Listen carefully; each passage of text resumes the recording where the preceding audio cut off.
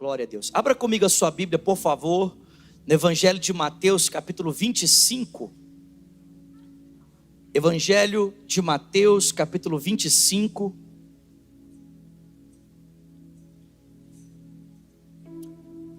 Nós vamos ler aqui a partir do versículo 1.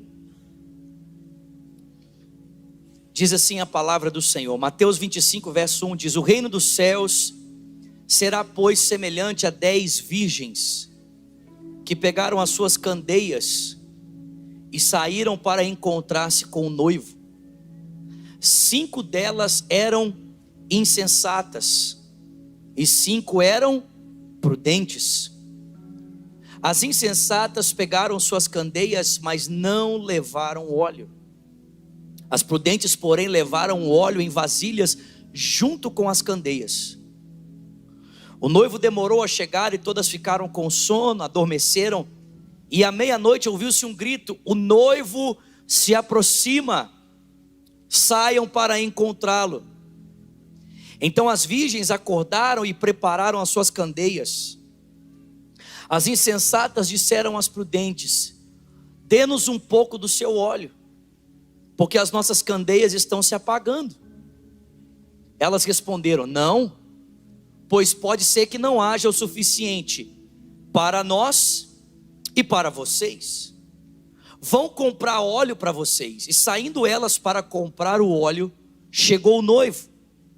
As virgens que estavam preparadas entraram com ele para o banquete nupcial e a porta foi fechada. Mais tarde vieram as outras e disseram: Senhor, Senhor, abra-nos a porta. E ele respondeu: a verdade é que eu não as conheço. Portanto vigiem, porque vocês não sabem o dia e nem a hora. E também será como um homem que, ao sair de viagem, chamou os seus servos e confiou-lhes os seus bens. A um deu 5 talentos, a outro 2 e a outro 1.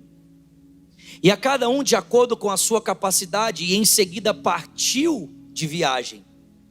O que havia recebido 5 talentos saiu imediatamente, aplicou-os e ganhou mais 5.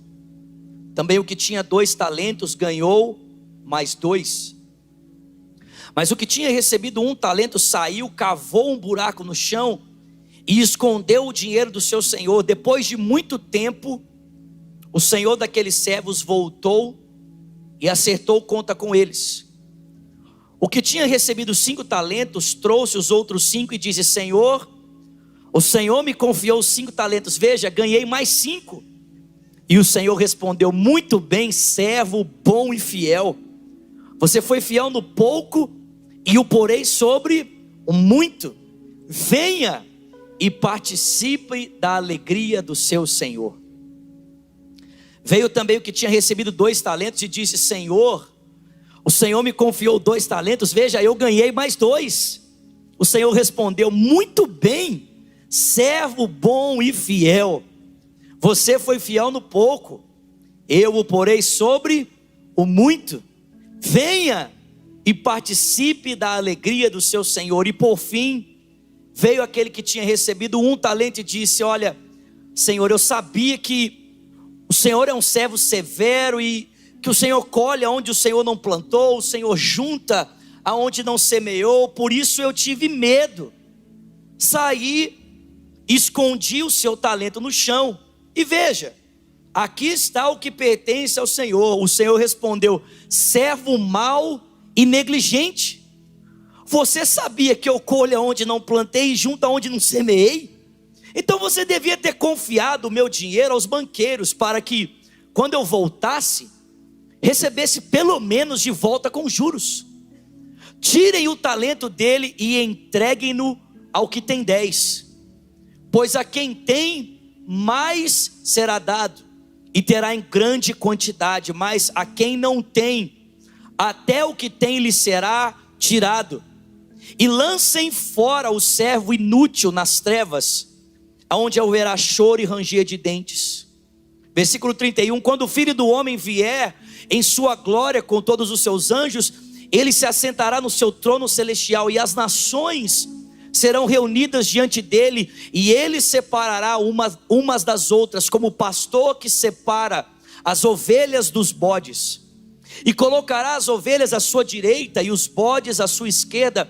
E então o rei dirá aos que estiverem à sua direita: venham, benditos do meu Pai. Quantos fazem parte desse grupo aqui? Dá um glória a Deus, pelo amor de Deus.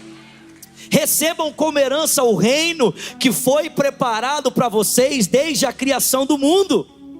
Porque eu tive fome e vocês me deram de comer, eu tive sede e vocês me deram de beber, fui estrangeiro e vocês me acolheram, necessitei de roupas e vocês me vestiram, estive enfermo e vocês cuidaram de mim, estive preso e vocês foram me visitar. E então os justos lhe responderão: Senhor, quando é que te vimos com fome e te demos de comer?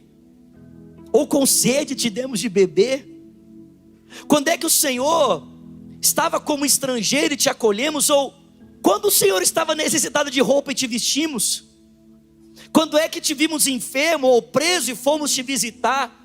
E o Senhor responderá: digo a verdade, o que vocês fizeram a um dos meus menores irmãos, a mim o fizeram.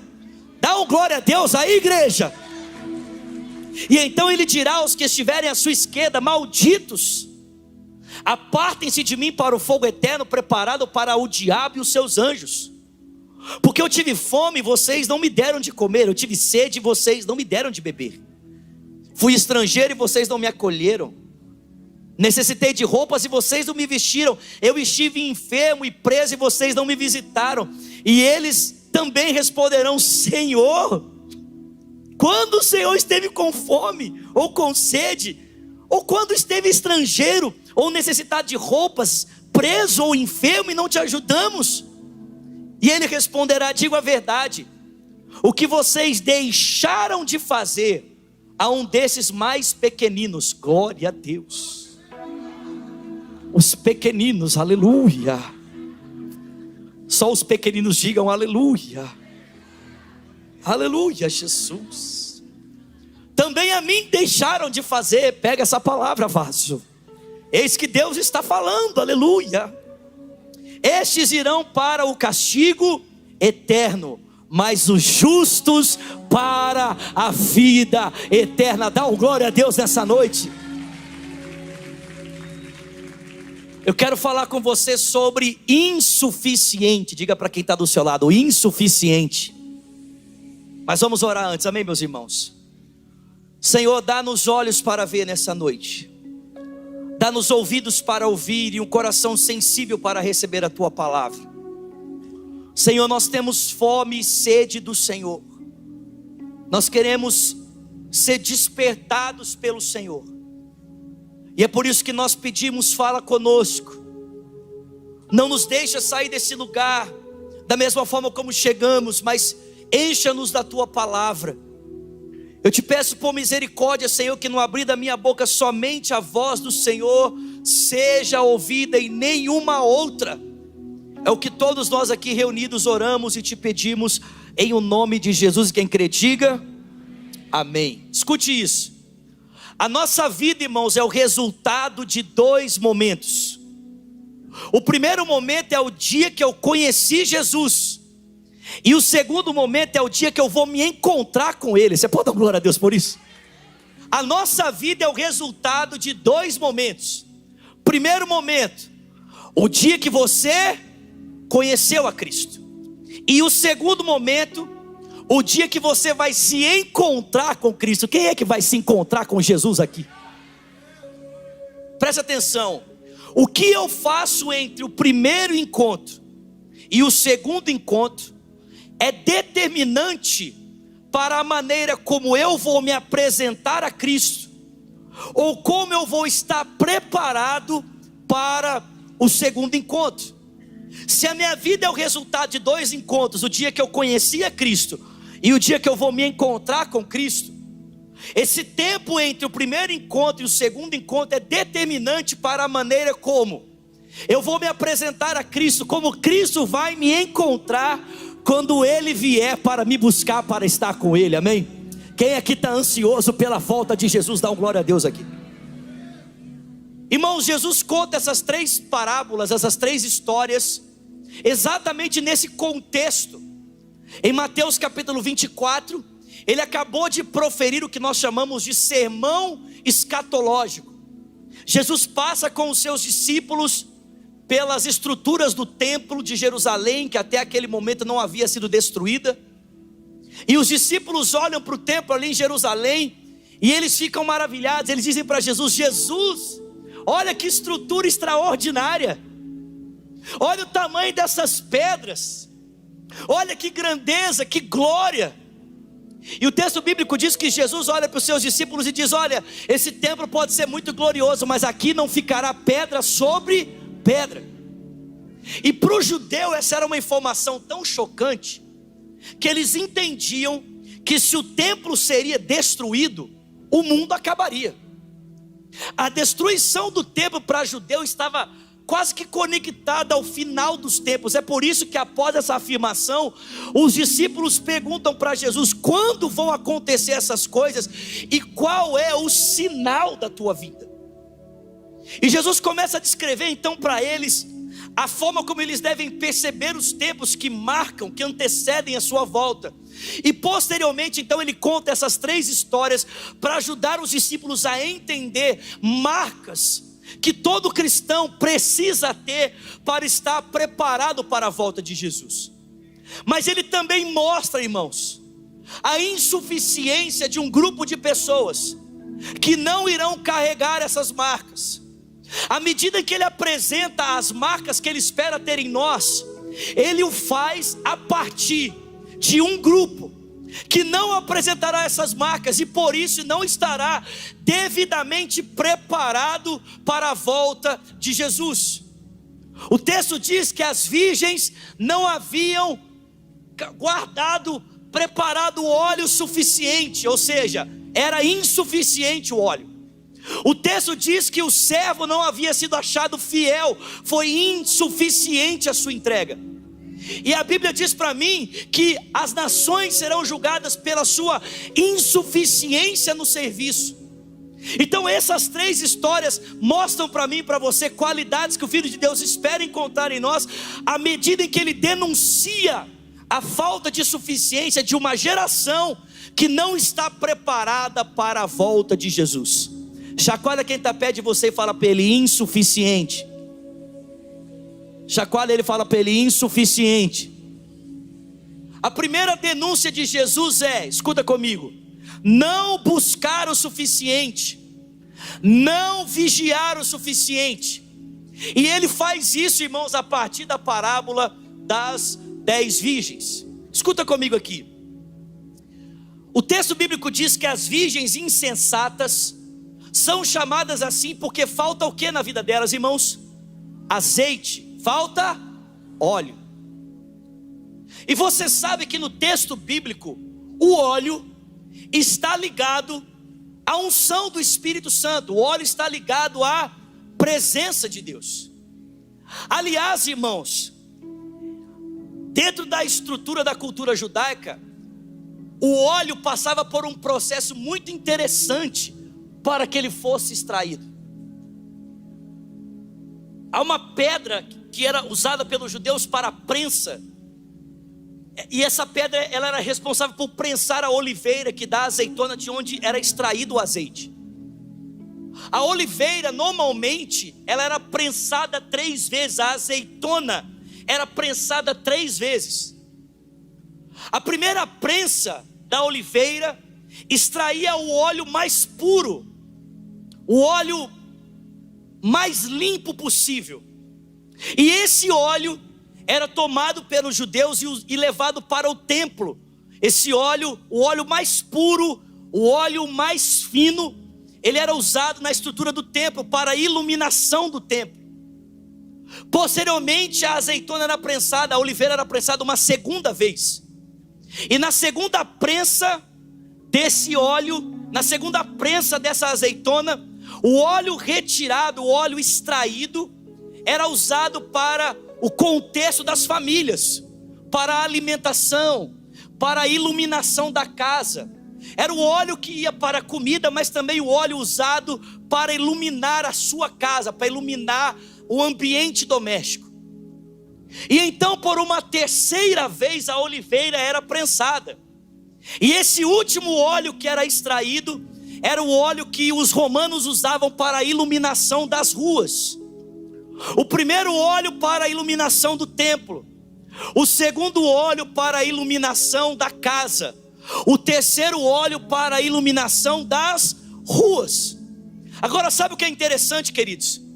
É que Jesus, quando estava se preparando para cumprir o propósito de Deus, em Mateus capítulo 26, 36, ele foi a um lugar chamado Getsemane, que era um jardim de oliveiras, para se consagrar a Deus em oração, para que ele estivesse devidamente preparado para ser um instrumento nas mãos de Deus. Tem alguém comigo aqui? E você se lembra quantas vezes Jesus se ajoelhou para que ele consagrasse a sua vida, para que ele estivesse pronto para que a vontade de Deus fosse feita nele? Você se lembra?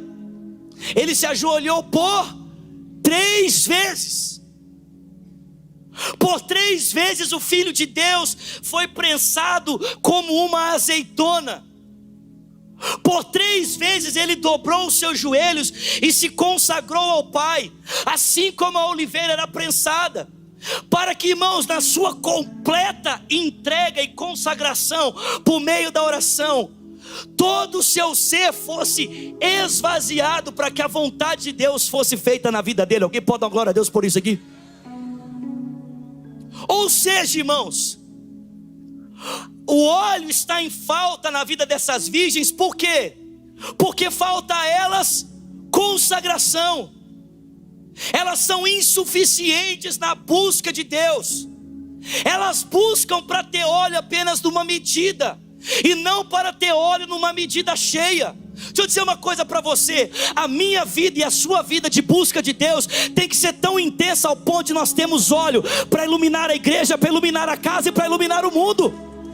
Se a nossa busca de Deus não nos tem dado unção suficiente para sermos luz na igreja, luz em casa e luz no mundo, isso prova que a nossa busca é insuficiente, que nós temos azeite por um tempo, mas esse azeite não é suficiente para nos preparar para o grande dia que estamos aguardando, que é a volta do Cordeiro de Deus. Essas virgens não estavam prontas, por quê? Porque não buscavam intensamente. A busca era insuficiente. Deus espera, irmão, que você tenha unção para transbordar. Tem alguém comigo aqui, pelo amor de Deus? O Salmo 23 diz que ele unge a nossa cabeça com óleo, o nosso cálice transborda. Por que transborda? É porque o interesse de Deus não é que a unção toque apenas a sua vida, mas que através do transbordar da unção na sua vida, ela toque a vida das pessoas à sua volta. A sua família tem que perceber a unção de Deus na sua vida. As pessoas que trabalham com você têm que perceber a unção de Deus na sua vida. O mundo à sua volta tem que perceber a unção de Deus na sua vida. Não seja insuficiente na sua busca. Busque a Ele de forma intensa. Alguém diga glória a Deus. Não dá para ser acomedido, querido. Não dá para ser, sabe, tipo, não, eu já fui tocado, tá ótimo. Não, não tá ótimo. Não tá ótimo. Isaías 60 diz: levanta e resplandece. Fala comigo, levanta. Não, chacoalha o seu irmão, pelo amor, tem alguém vivo comigo aqui essa noite? Chacoalha quem está perto de você e fala para ele, levanta. Não, chacoalha ele de verdade, fala para ele, levanta.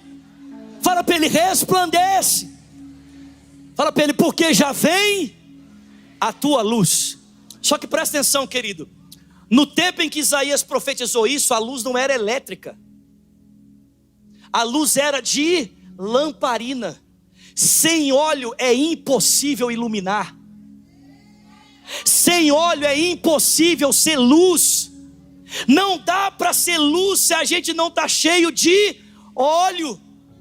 Irmão, Jesus entendia isso tão perfeitamente que não houve um tempo durante o seu ministério que ele se apartou desse lugar de consagração e de oração. Irmão, presta atenção, se Jesus venceu os desafios da vida dele e transformou o mundo à sua volta, pelo poder de Deus, ele carregava um segredo que ele torna explícito para mim e para você que desejamos viver a vida dele, e o segredo dele era muito simples: ele não se apartava do lugar de oração. As demandas chegavam, as pessoas o procuravam, mas ele sabia que havia um momento de deixar tudo para trás e estar com o seu pai, a fim de que não faltasse óleo, para que ele transformasse a vida das pessoas, para que ele fosse luz para o mundo, para a casa e para o templo. Não seja insuficiente na sua busca. Dá um glória a Deus aí. Primeira característica: insuficiência na busca, insuficiência na vigilância, no desejo por Deus. Segunda característica: a insuficiência na intensidade, a insuficiência na entrega. O texto bíblico diz que 5 talentos são entregues para um homem, 2 talentos são entregues para outro homem, e 1 talento é entregue para um. E esse que tem 5, ele se arrisca, ele corre o risco, ele pega os 5 talentos, ele investe, ele negocia e ele multiplica. O que tem 2 faz a mesma coisa. E o que tem 1 talento, o que ele faz? Cava um buraco no chão, joga o talento lá dentro, põe terra em cima e ele fica esperando. Irmãos, vocês estão comigo aqui? Olha o que a versão, escuta o que a versão A Mensagem fala desse texto. Presta atenção no que eu vou ler. Escuta aqui. O empregado que recebeu 1 talento ou 1000 moedas declarou: patrão, sei que o Senhor tem padrões elevados e detesta coisas mal feitas, que o Senhor é exigente ao extremo e que não admite erros. Fiquei com medo de desapontar o Senhor, e é por isso que eu guardei o seu dinheiro num cofre seguro. Aqui está o seu dinheiro, são e salvo, centavo por centavo. Vocês estão comigo? O patrão ficou furioso. Presta atenção nisso aqui. O patrão ficou furioso e disse: odeio essa filosofia de vida que não aceita correr riscos. Fala para o irmão do seu lado: odeio essa filosofia de vida que não aceita correr riscos. Irmão, presta atenção. Odeio essa filosofia de vida que não aceita correr riscos. Se você sabe que eu sou exigente, por que você não fez o mínimo que se podia esperar? O mínimo seria aplicar o meu dinheiro no banco. Haveria pelo menos um pequeno rendimento. E ele ordenou: pegue as 1000 moedas e entregue aquele que mais se arriscou. Tirem o Senhor garantia daqui, lancem ele fora nas trevas exteriores. As 1000 moedas são dadas àquele que mais se arriscou. Sabe por que muitas vezes nós temos medo de colocarmos? Por que muitas vezes nós temos, insegurança de colocarmos a cara no mundo, de colocarmos em ação os projetos que Deus nos deu, de colocarmos em atividade os talentos que Ele já colocou nas nossas mãos? Porque nós temos medo de nos arriscar. Nós temos medo do que os outros vão pensar. Nós temos medo do que os outros vão falar. Nós preferimos engavetar o projeto pela insegurança da opinião do outro, do que nos arriscarmos e vermos o sobrenatural de Deus acontecendo na nossa vida. Mas sabe o que é impressionante? É que no mundo em que vivemos, o ímpio não se preocupa de botar a cara dele à tapa. Você acha que a Anitta está preocupada quando ela lança um clipe na internet para sexualizar a tua família, os teus filhos? Você acha que ela está preocupada? Você acha que o Porta dos Fundos está preocupado quando eles lançam um conteúdo para ridicularizar a nossa fé? E nós que carregamos a vida que pode transformar o mundo, ficamos nos preocupando o que é que vai acontecer quando eu colocar minha cara no mundo levando a mensagem de vida. Deixa eu dizer uma coisa para você: quem tem medo de se arriscar, irmão, perde o talento que tem para quem está disposto a ir até o último extremo para cumprir a vontade de Deus. Quem está com medo perde até aquilo que tem para quem está disposto a correr riscos. Não dá para ser cômodo no reino de Deus. Não dá para ter um cristianismo confortável. A fé cristã sempre vai desafiar você a ir além. A fé cristã sempre vai tirar você da comodidade. Irmão, presta atenção, o cristianismo não é um caminho para a comodidade. O cristianismo é um caminho para o incômodo. Jesus vai estar sempre desafiando você a ir além daquilo que você pode, a levar você para um outro nível. Deixa eu dizer uma coisa para você. O símbolo da fé cristã não é um sofá, querido, nem uma piscina. Venham após mim, tome a sua piscina e me siga. Pode ser de plástico ou de fibra. Não, Jesus disse: quem quer vir após mim, negue-se a si mesmo, tome a sua cruz. Ou seja, ser um cristão envolve riscos. Você tem que correr o risco de estar disposto a se expor pela sua fé, a pagar um preço pela sua fé, a se arriscar pela sua fé. Por que esse cara não foi suficiente? Porque ele preferiu a comodidade do que pagar o preço, se arriscar e ver a vontade de Deus ser cumprida. Deixa eu dizer uma coisa para você, meu irmão. O morno Deus vomita. Chacoalha o seu irmão e fala para ele: meu irmão, o morto, não faz, Deus vomita. Jesus falou assim: cara, eu prefiro que você seja ou quente ou frio. Eu prefiro que você esteja ou pegando fogo, amém? Ou que você fala assim: eu não quero saber, esse negócio de ser crente não é para mim. Agora, ser crente sem querer viver igual crente, irmão, não dá. Tentar, não, pastor, mas assim, eu sou um crente do meu jeito. Pastor, eu sou um crente à minha moda. Irmão, crente à sua moda não existe. Só existe um tipo de cristianismo e ele foi ilustrado na vida de Jesus. Ou você está disposto a ser um crente como ele, ou você procura alguma outra religião que seja mais confortável para você. Se você quer ser crente, você tem que ser do tipo de Jesus. Tem que ser para cima, irmão. Tem que ser intenso. Tem que ser intencional. Faltava uma entrega intensa. Diga glória a Deus. E por último, primeiro, não buscaram suficientemente. Segundo, não foram intensos o suficiente. E terceiro, não serviram o suficiente ou não se entregaram o suficiente.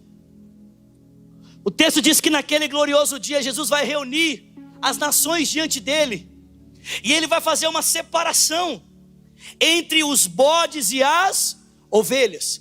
As ovelhas à sua direita, os bodes à sua esquerda. E sabe o que me choca nessa parábola? Vocês estão comigo, gente? Sabe o que me choca nessa parábola? O que me choca nessa parábola é que Jesus não se apresenta nela como aquele que tem as respostas, mas como aquele que precisa de uma resposta. Jesus se aproxima das pessoas não como aquele que tem algo a oferecer, mas como aquele que precisa daquilo que elas já possuem. Ele não é visto naquele que tem a provisão, ele é visto naquele que está em condição de necessidade. Nessa última história, Jesus não aparece como Deus Todo-Poderoso que pode resolver todas as coisas. Não, ele aparece como necessitado que precisa daquilo que está nas suas mãos. Ou seja, querido, a primeira verdade que o texto ensina é que ninguém aqui tem desculpa de não fazer nada por ninguém. E aí o amém sumiu, né? Sumiu, ninguém... É igual a história do chama o seu pai para dentro. Pai! O amém foi para dentro.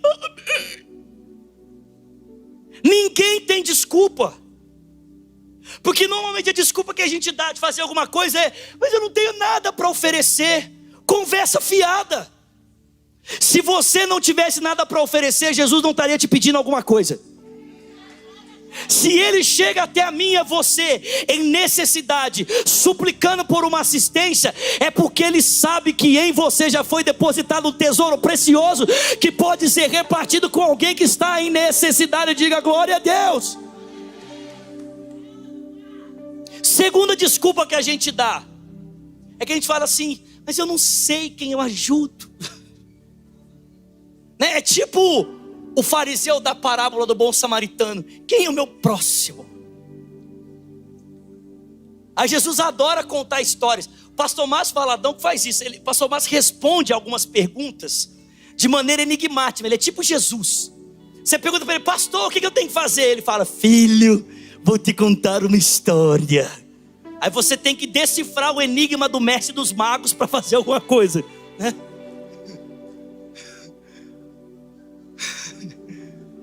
Jesus começou a contar uma história. Vinha descendo um homem de Jerusalém para Jericó, caminho perigosíssimo. E ali ele foi agredido, ali ele foi assaltado, meu Deus. E foi abandonado à beira do caminho. O texto diz que passou sobre ele um sacerdote, o viu em necessidade e o deixou ali. Por quê? Porque os seus compromissos religiosos eram mais importantes. Passou por ele também um levita e também não fez nada, porque os seus compromissos religiosos eram mais importantes. Mas passou por ele um bom samaritano. Um bom samaritano. Dá glória a Deus aqui. Se essa parábola fosse contada no Brasil, sabe como ela chamaria? A parábola do bom argentino. Dá glória a Deus aí.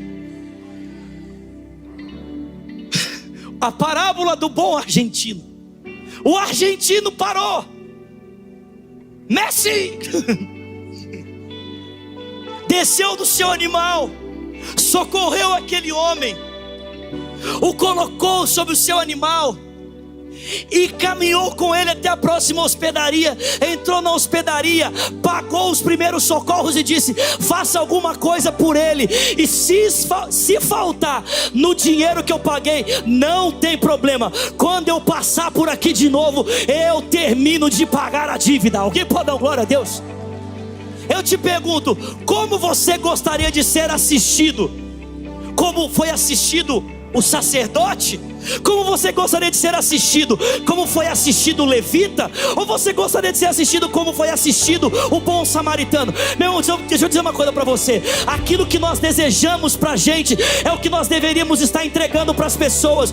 Deus não espera que o seu serviço seja pela metade. Deus não espera que o seu serviço seja descompromissado. Deus não espera que a sua entrega seja uma entrega parcial. Se nós formos servir os irmãos, que a gente faça isso com intensidade, com amor, dispostos a pagar um preço, a irmos além, para que as pessoas possam conhecer o Deus que nos alcançou, o Deus que nos transformou, o Deus que foi além conosco.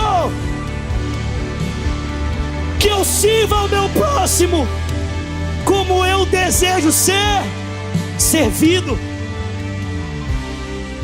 Jesus disse para aquele fariseu: e aí, quem você acha que foi o próximo?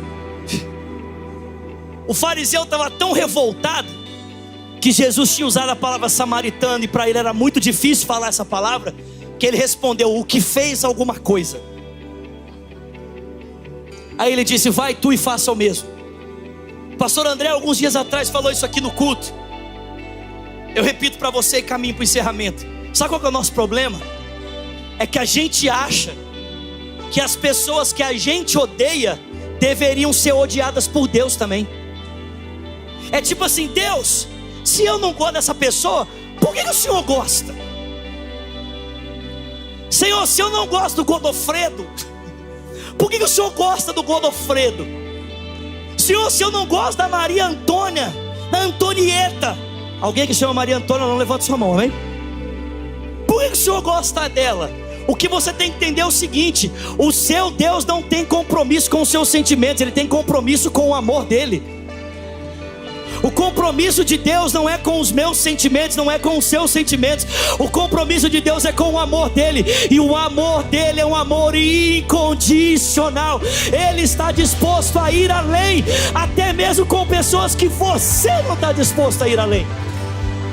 E eu sei que isso é difícil. E é por isso que Deus está nos chamando à intensidade no serviço. O que determinou a separação desses dois grupos é o quão intenso eles estavam dispostos a ser para as pessoas que estavam em necessidade à sua volta. Sabe, a minha oração, irmão, é para que Jesus nos encontre preparados para recebê-lo quando ele vier para nos buscar. Alguém pode dar glória a Deus por isso? É que Jesus nos encontre prontos para esse segundo encontro. E a pergunta é, Zulado, como eu posso me preparar? Se a minha vida é o resultado do dia que eu conheci Jesus e do momento em que eu vou me encontrar com Ele, como é que eu posso me preparar para esse encontro? Eu digo para você, seja alguém intenso na sua vida de oração, meu irmão.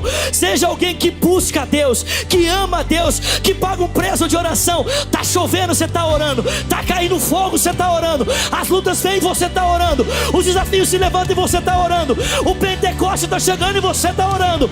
A presença de Deus vem e você está orando. Você é um daqueles que não se aparta do lugar de oração, porque você entendeu que o que Deus espera de um cristão é intensidade na sua busca. Segundo, intensidade na sua entrega. Não faz pela metade. Eu falei isso aqui de manhã. Por que Deus espera que a gente venha nessa pressão toda? Para que esse pastorzinho fica gritando, suando? Deixa eu dizer uma coisa para você, meu irmão. Você acha que isso aqui que eu faço é alguma coisa? Jesus morreu por mim numa cruz, meu filho. Ele teve as costas dele rasgadas, a cabeça dele perfurada por espinhos, as mãos dele pregadas por pregos. Você acha que eu vou pregar o evangelho dele aqui em cima como se fosse alguma coisa? Eu não posso miar como um gatinho para um mundo surdo. Eu preciso rugir como um leão. A minha entrega por Ele não pode ser menor do que a entrega dele por mim. Se Ele deu a sua vida, eu estou disposto a dar a minha vida por Ele. Enquanto eu tiver fôlego, enquanto houver vida em mim, que seja a minha vida para a honra e para a glória do nome do meu Senhor. Intensidade. Sacode o seu irmão e fala para ele, seja intenso. E por último, sirva com intensidade. A fé cristã se resume nesses dois mandamentos: amar a Deus sobre todas as coisas e amar ao próximo. Nisso se resume toda a lei e os profetas. Se eu e você vivemos a sua vida, se eu e você vivemos essa realidade, quando Jesus voltar, Ele vai olhar para mim e para você e Ele vai dizer: servo bom e fiel. Eu estava doido para te encontrar, meu filho. Servo bom e fiel. Servo bom e fiel. Tem alguém aqui que quer ouvir essas palavras naquele glorioso dia? Servo bom e fiel. Você pode erguer as suas mãos em nome de Jesus. E nós vamos orar essa música, expressando o nosso amor, nossa paixão. Talvez você está aqui essa noite e quem sabe você, ao passar dos anos, não tem se tornado mais intenso na sua busca com Deus, mas você tem retrocedido. Ou quem sabe você está aqui cheio de medo. Já foi alguém ativo, frutífero, próspero no ministério, alguém que serviu, que pregou, mas com o passar do tempo, as feridas, as palavras, quem sabe projetos frustrados fizeram você se encolher numa cadeira e enterrar os seus talentos. Ou quem sabe você é alguém que conhece uma pessoa em necessidade, mas você está dizendo para Deus: o que é que eu posso fazer? Nessa noite, a palavra do Senhor para mim e para você é: seja intenso, não seja insuficiente, seja intenso, vai para cima, ore mais, busque mais, sirva mais, se arrisque mais, porque Deus quer fazer mais na minha vida e na sua vida. Levante as suas mãos e cante.